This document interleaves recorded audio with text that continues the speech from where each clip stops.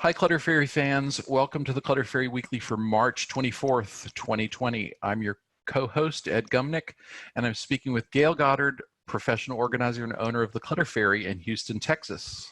Hi, everybody. The Clutter Fairy Weekly is a webcast and a podcast that we offer organizing strategies and tips and answer your questions and take topic suggestions from you, our viewers and listeners from all of our channels, and we really appreciate that. If you're joining us in Zoom for the first time, you can share your comments and questions via the chat, and I'll try to make sure Gayle addresses them before we move on to another topic. You can also use the raise hand feature to let me know that you'd like to ask a question or make a comment yourself. We're streaming the webcast live on Facebook. We were successful in getting that going today. Yay! Share your questions and suggestions there, and I'll relay them to Gayle. And during the live webcast each Tuesday, you can also talk to us directly by calling 669-900-6833. Use meeting ID 993-419-833 to join the meeting. Oh, there, okay. That's the numbers. Yes, up there. I didn't switch over fast enough. All right, our main topic today is strategies for keeping your organizing projects on track in challenging times. And you know, as you can imagine, we are all in some version of trying to self-isolate and trying to make sure that we minimize our contact, and there's a bunch of people at home with you probably that aren't normally at home during the day, or maybe you're home in an unusual, it's unusual for you to be home during the day. So we imagine that it's creating a bunch of new and unusual stressors that are a direct result of how we're swimming through the waters right now. So we thought we'd talk about themes as you're trying to organize while sheltering at home, like being respectful as you can of the people that share your space. Basically, we have talked about this over time. For anybody that cohabitates, then it's not just you managing your stuff, it's you and the other person in the house, whether that's your spouse or your kids or your parents or whoever. There's all of these people in the house that have sometimes conflicting ideas about how to manage the stuff in your space, but everybody has a different threshold of when they get overwhelmed or chaotic. And so where they start to feel the pressure of, oh my God, this is too much, oh my God, I can't take it, something is wrong, I gotta clean, whatever. And everybody hits that threshold at a different place. And so right now, with everybody at home all the time, and we're all reaching our thresholds at our different places, and I imagine that the process is speeded up a little bit because there's so many more hours happening in the house together. And so you know you're going to reach that point where you start to argue about the stuff in the house. You start to argue about the chaos that's happening in the space because so many people are there. And it's going to be one of those times where you really have to stop and negotiate around what will make everybody happy and how much can you compromise to coexist. And the person that finds the house distressing the earliest, the one that triggers, gets, you know, the more chaotic it gets, the faster they get upset. That person that gets upset early is the one that's going to be the most challenged in this environment, and they are really going to need to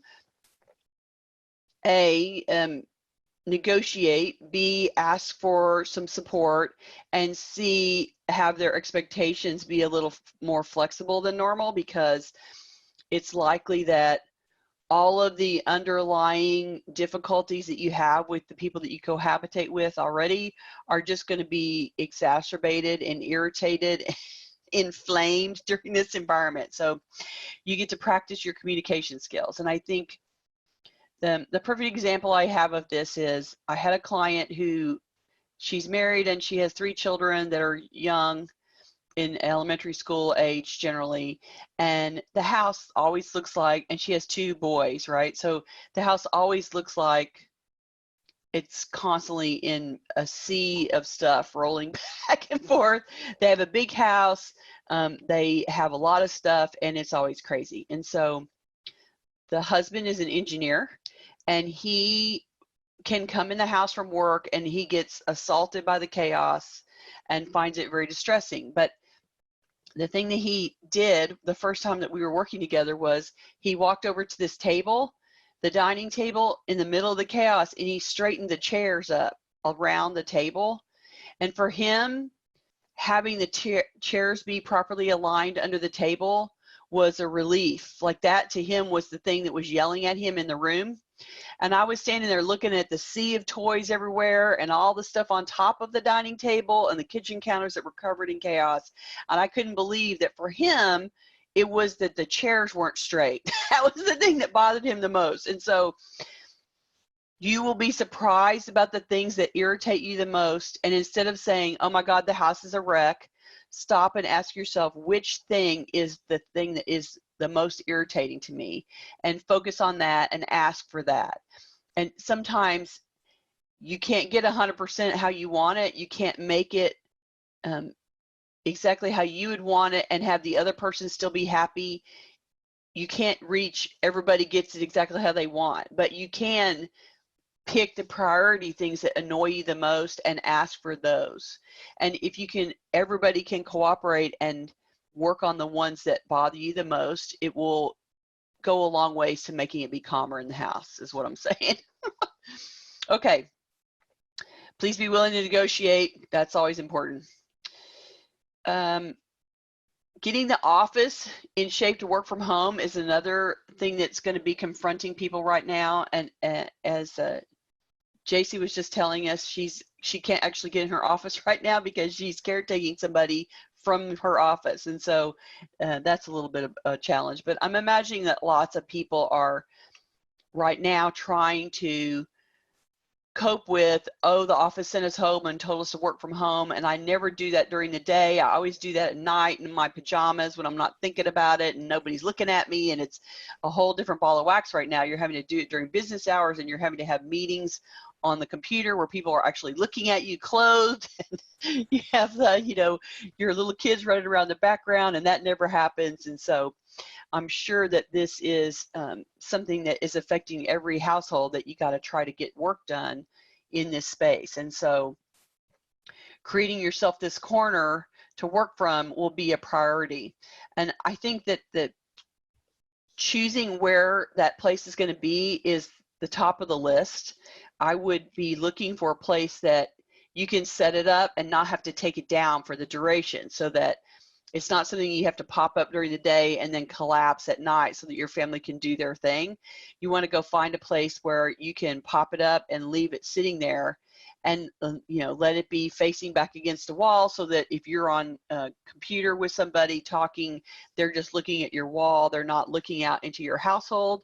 And so that, you're maintaining some level of privacy, and also so that if the kids are coming at you, they're coming towards your computer and not towards your camera. And so you might give yourself a little, get yourself in a corner or against a wall somewhere, so that the amount of traffic that can go behind and get in front of your camera is minimized.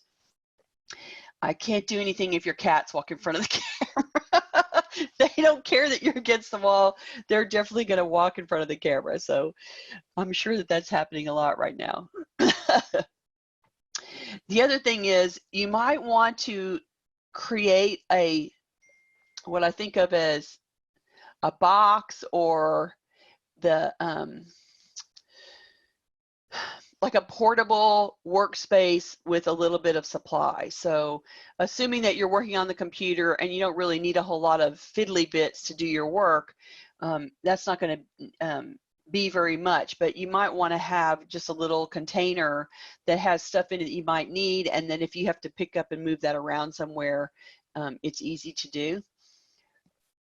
Luckily, we are in a time of computers, and a whole lot of the work that you're doing is going to be online, and so you're not going to need a bunch of materials to make your job work, except if you're working out of physical files from the office. If you have some kind of paperwork or documentation, if you're a lawyer, you're probably looking at a bunch of legal documents, and you may not do it all online. So you may need to have a box of files that are related to work. And the thing about that is, I'm sure you brought things home, but you don't want to sort of lose them in the house, in the chaos of the house. And so creating this came from work, it needs to go back to work someday box, a place to park everything that you brought home from the office so that you can keep control of it, would be important. I'm thinking of Penny's grandson who got the multi-stage books for the class that he was taking, and when it was time for book number 2, he couldn't find it because they were all over the house somewhere. And so you don't want to have to go back to work and not know where file Z is because it got set down somewhere in the house. And so creating a parking space for all that stuff that has to go back to the office someday would be important. Gail, before we get too far away from it, we've had lots of comments on the topic of being respectful of the being person in each or other's people. space all day long. One of our Zoom participants said, that is so important. Recently, a friend told me that she is having an issue. She's working from home and trying to homeschool her children as well as take care of the home. But her husband gets frustrated because he thinks that since she's home all day, that she should be able to accomplish more. And so okay, I'm knitting, I'm gnashing my teeth so that I don't say something nasty right now. And then Denise said, my God. Denise said, my daughter and her husband are both working from home and homeschooling, so one takes the morning for the boys and the other takes the afternoon. That sounds like a couple who've worked things out. Yeah, that sounds like a great compromise so that everybody can do a little work from home. Like, that's awesome. And Petra mentioned, didn't they say the divorce rate in China went up quite a bit during their lockdown? I'm not surprised. And you know what? A whole bunch of them were probably fighting about clutter too, right? Like, this is the thing that if you're home, if you're contained in the house for a long period of time, you really start to see the stuff that has been annoying you, and you can't leave the house and not look at it. And so, man, that doesn't surprise me at all. And if one of you is more introverted and the other is more extroverted, you may run into tensions where one is saying, how are you not going crazy? And the other one doesn't understand why. Like, what's the big deal? Yeah.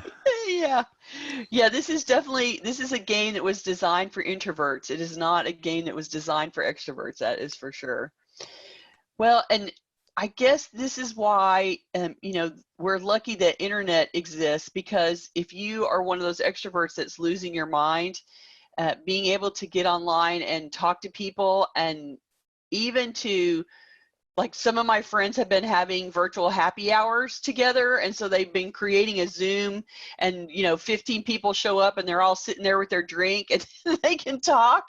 And so, I mean, make use of the technology that's available and get on there and FaceTime your friends. And you can do this around organizing as well. Get on there and FaceTime with somebody that's working on an organizing project and talk about how you're doing and get suggestions. And you just need to be able to chat people up. And so it's time to start using whatever video chatting method you like and make that happen for you.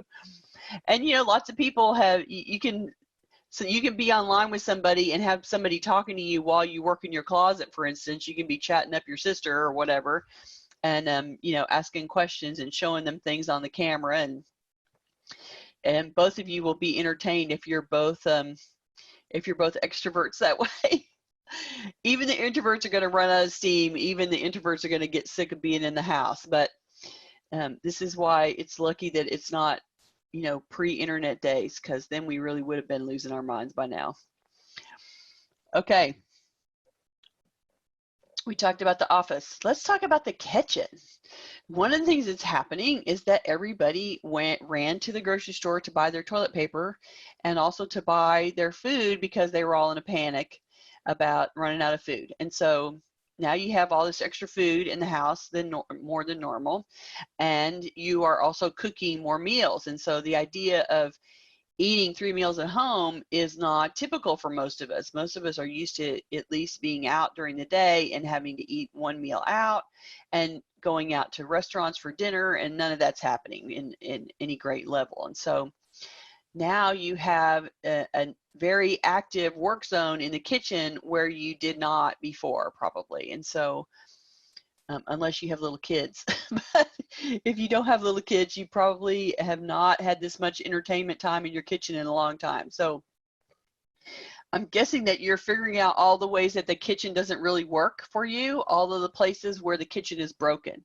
And so that kitchen is one that you stocked it up when you first moved into the house, and you put things everywhere you did at the time as you were unpacking in a hurry, and you probably have not rethought that in a while. And so this is a perfect time to go, gee, I'm cooking 3 meals a day and it annoys me that the knives are over here, or I'm irritated that the skillet is under here when I think it should be over here.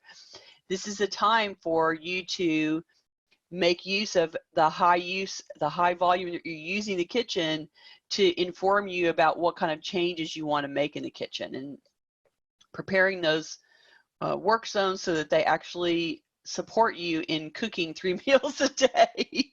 God help us. Of course, I am not cooking 3 meals a day. My roommate is cooking 3 meals a day, and her kitchen already works for her, so we're okay from that standpoint.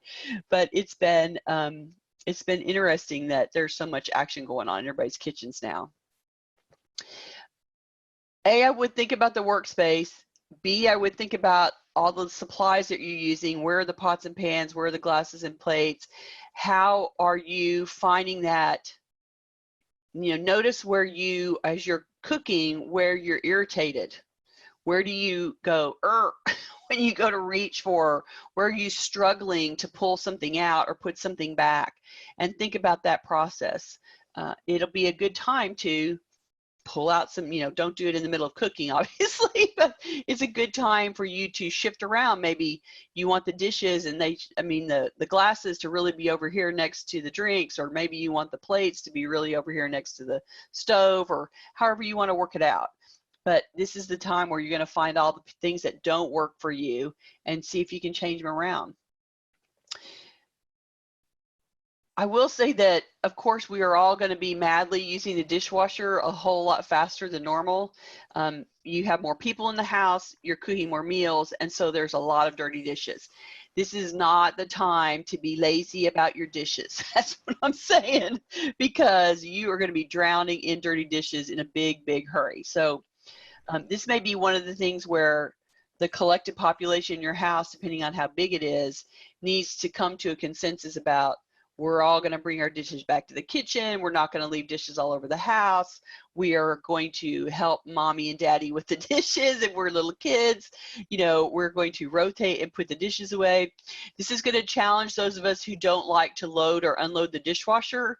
It is going to challenge your irritation, and you can just consider this a training exercise in minimizing your aversion to unloading the dishwasher.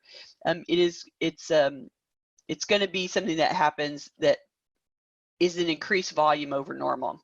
Ed made a comment earlier that the solution in his house was to get out the paper plates and the cutlery that's plastic so that you're not generating as many dishes, which I thought was a brilliant idea. Gail, Jane said, I'm using kitchen tools that haven't been used in years or ever. Right? Getting super entertained by all the things that you're doing. Yeah. And Denise commented, being in the house so much, she has realized that she's very bad at putting things away, and she has empty drawers, which she says, at the same time, I should probably think about why I've left that space, maybe rethink where I put stuff, maybe make new choices. Exactly, because you may have not really thought through why that drawer became the home for this object, and maybe it doesn't really make sense for how often you use it or how often you have to retrieve it out or back.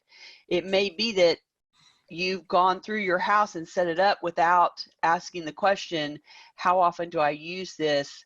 How often do I need to grab it? And so the things that you need to use all the time are the things that you want to be a little bit more accessible and out.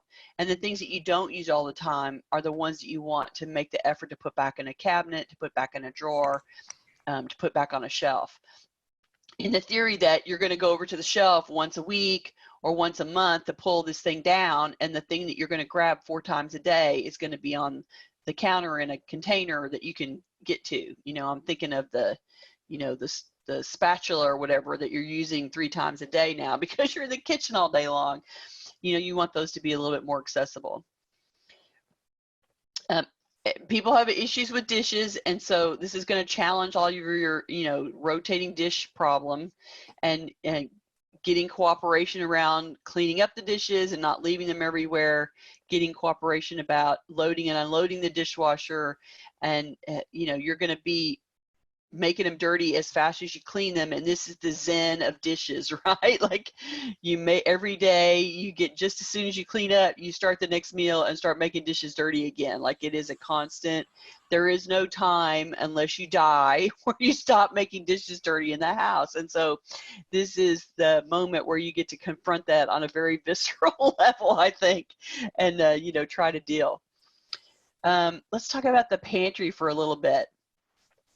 The pantry is one place that, it's a, you know, it's a finite box. Usually it's a finite space, and it suddenly received a whole bunch of new product, but you're also consuming a lot of product right now in all the cooking that you're doing. And so it's a really good time to fluff the pantry, pull everything out, look through the stuff like you would normally do in a pantry, look for the stuff that's expired, and make a choice as a family about whether you're willing to eat it anyway or not.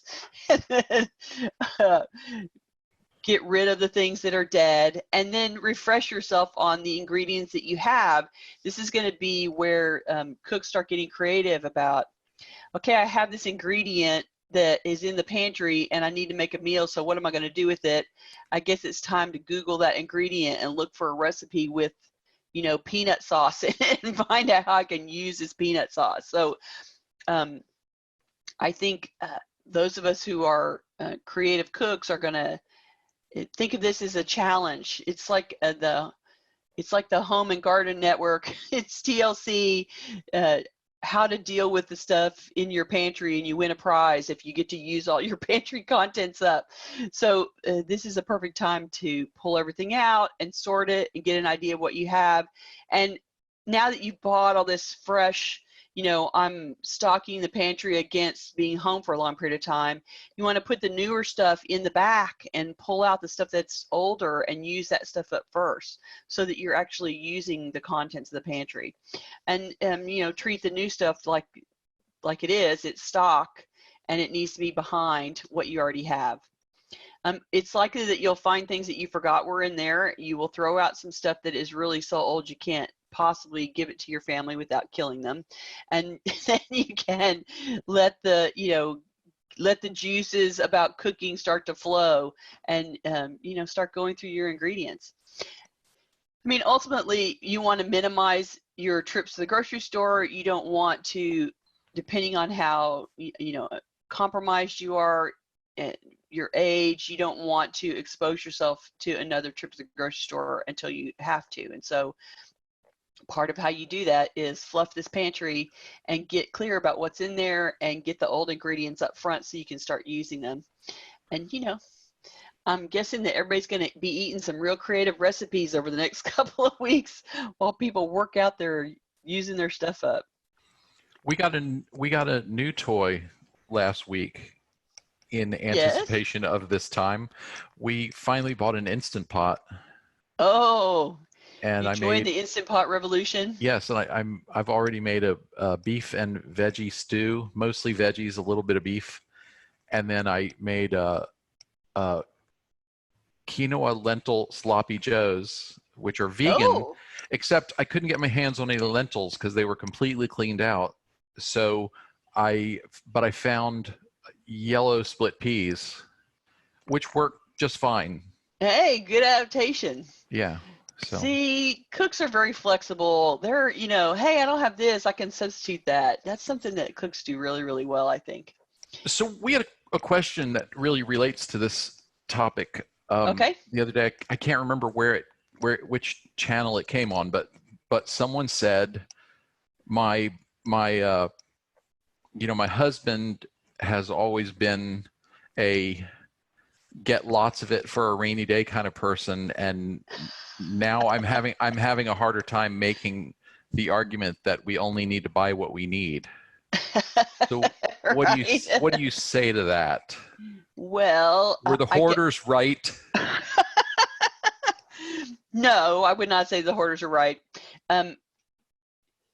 So I guess the issue here is, so we've reached we reached the time where you might want to have a backlog of stuff to use, but then if that's true, then it's time to actually start using that stuff, right? So it isn't that it's, I don't know how to say this exactly. It isn't that it's a good time to reinforce adding more. We've actually reached the time where the stuff that you've been saving, we're supposed to use up. And so it's time to start using the backlog that you've created and make some of it disappear. And the truth is, almost everywhere they're keeping grocery stores open so that we are not cut off from supplies. That would be ridiculous to say you can't go get more food. That's ridiculous. So of course they're not going to let that happen, and you will be able to go out and buy stuff. Now, will you be able to get exactly what you want like normal? Probably not. But this is just the pantry writ large, right? You're just going to have to get creative about what you can find and use what is available. And so, yes, I'm glad that he has a back stock. Isn't that wonderful? And you have reached the time where having the back stock means that you get to use the back stock instead of going to the store as often. And so he has created a way for you not to have to go to the shopping as much. And, okay, good for you. You will minimize your exposure that way. And in the meantime, when you finally run out of the back stock, you'll be able to go to the store. There, that's what I have to say about that. Gayle, Deborah said, I can't empty my outbox, so I decided to drop everything into a clear plastic tub to go to the cellar until I can meet my friends again, the designated recipients. And that also keys into a comment. What does that mean? Meet my friends until I can meet my friends again. The designated recipients, the people that she's planning to give stuff away to. Okay, I caught you. Sort of relates to a comment we had a few days ago about, what do we do now that all the places that we took donations are closed? Yeah, I'm sure nobody is staffing those places right now. They don't have time. So this is an issue, absolutely. And this is another thing where you just need to find a designated area for those donations to go. I would box them up in boxes that you can carry. You don't want the biggest box possible. You want a bunch of small boxes, or you want to use all of your grocery bags, reusable bags, any of that kind of stuff. This is all, it needs to be prepared for transportation eventually. And so you want to still be able to carry it when this is over and your possibility to deliver reappears. And parking it somewhere out of the way so that it is not bothering the people that are in the house. You don't want to be tripping on it. You don't want it in the entryway. If you can find a space in the garage, if you can find a place in the basement, if you can find a place in a guest room, make a little corner that is not part of the foot traffic of the house, and go and stack those things in containers that are going to be ready to go ultimately. And hopefully you will be at home organizing like mad and populating those bags and creating a big stack over in the corner so that when you're ready to go, you'll be able to run stuff out the door. That's yeah, you can't imagine that it's certainly not a priority for those places to be open right now, and not risk exposure and not be passing on stuff. And so it's good that it can go sit in the corner and marinate, so if there is any kind of virus on it, it'll be dead by the time you go to donate. That would be good. If we are at home doing organizing projects and taking advantage of this time at home, And you know, in an effort to stay sane, or in an effort to use the free time, because your life has sort of been, you know, unhooked from its typical routines, and so you may have a little bit more free time to work on some organizing projects. And so you also may not have the supplies that you need. So this is where you're going to get to be creative about repurposing. And we talk about this in terms of using temporary containers anyway when you first get started, because you want to try out how you've laid it out. And so using temporary containers and then living with it for a little bit, rearranging it before you go and buy, you're just sort of being forced to do that right now. So if you can, you know, get creative about what could be a container, what will solve your problem that you already have in the house, go hunting. I mean, this is going to be a creative time for everybody. And so you get to be expanding your mind and thinking about how this one container could be solving another problem somewhere else. Don't forget that you have a bunch of plastic containers for, you know, Gladware and Ziploc containers and all those things that have lids or don't have lids, or you have lids, you don't have the container. All of those things, those little lids with no containers, can be a tray in a drawer. And all those little Ziploc and Gladware containers, most of them are shallow enough that they will fit in almost any drawer. So now's the time to deploy all of your excess plasticware because they will be, you know, good containers for things as you start to organize. Good luck with that. I'm sure it'll be entertaining. You'll have great stories to tell me later about, I didn't know what to do, so I used a blah, blah, blah, blah, and here's the result. And I will look forward to hearing all about it. I want to remind our viewers and listeners that our YouTube channel has more than 100 videos on a wide variety of organizing topics.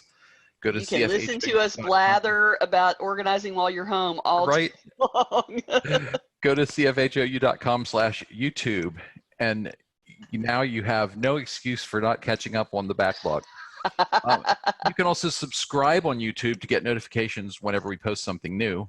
A reminder that our next webcast will be on Tuesday, March 31st at noon Central Time, live in Zoom and streaming on Facebook. If you're watching this on YouTube, we'd love for you to join us live. To get notifications about upcoming events, we invite you to join the meetup group by visiting cfhou.com/meetup. You can also follow us on Facebook by going to cfhou.com/Facebook, or subscribe to our mailing list by visiting cfhou.com/subscribe. Gayle, what are your final thoughts on this whole sheltering in place? Sheltering in place. And trying to stay at least a little bit organized.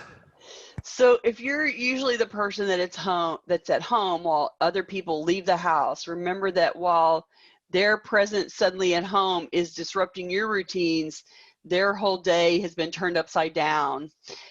Likewise, if you're suddenly the one that's working at home, you need to remember that home had some patterns and routines that you're normally gone for that are now completely disrupted. And so we all need to cooperate to manage the sort of colliding priorities in the house. It's an unusual situation and everybody's threshold is going to get triggered here. Make sure that you ask for what is the most needed to keep calm and to work on that. You will not be able to, everybody will not be able to get exactly what they want in this situation. So pick the ones that annoy you the most, like the engineer husband who wanted this chair straight around the table. Pick the ones that make you the most crazy and work on those, and let everybody work on the one that makes, everybody gets their one worst thing paid attention to, and that will help you cohabitate during this time. I hope that you are super successful at it, and I can't wait to hear stories next week about how it's going, and we will see you on the flip side. We'd love to hear from you, so please send us your questions and comments in the YouTube comments and anywhere else you find us. And you can always reach us through the website at clutterfairyhouston.com. Love you guys. I hope all is going well. Stay safe and healthy, please. And don't risk yourself. Work on organizing instead of going out so that you can stay healthy and happy. All right. See you later. Bye-bye. Bye.